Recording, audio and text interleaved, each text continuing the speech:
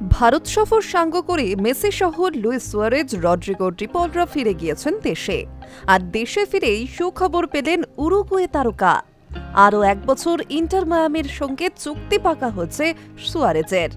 ফলে বলাই যায় লিওনেল মেসির সঙ্গে তার জুটির মেয়াদ আরও 1 বছর বাড়ল।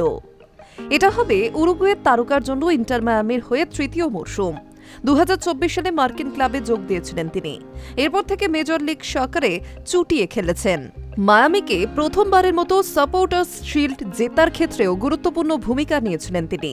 সমস্ত প্রতিযোগিতা মিলিয়ে দলের হয়ে সর্বোচ্চ 25 গোল করেছেন তিনি।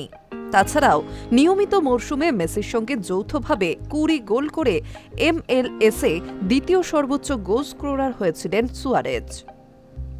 বার্সেলোনা, লিভারপুল, অ্যাটলেটিকো মাদ্রিদ এবং আয়াক্সের মতো দলের হয়েও মাঠ কাঁপিয়েছেন তিনি। ইন্টার মায়ামির তরফে এক বিবৃতিতে জানানো হয়, ঐতিহাসিক 2025 মরশুম শেষে নতুন চুক্তিতে সই করেছেন Suarez. Inter Miami eastern conference championship এবং MLS কাপ জিতে তৃতীয় এবং চতুর্থ শিরোপা জিতেছেন।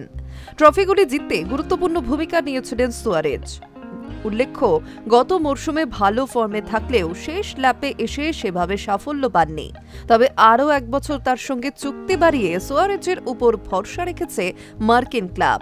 জর্দি আলবা, সের্গিও বুস্কেটসরা অবসর নিলেও সেই পথে না হেঁটে আরও 1 মরশুম মেসির সঙ্গে জুটি বেঁধে খেলবেন সুয়ারেজ।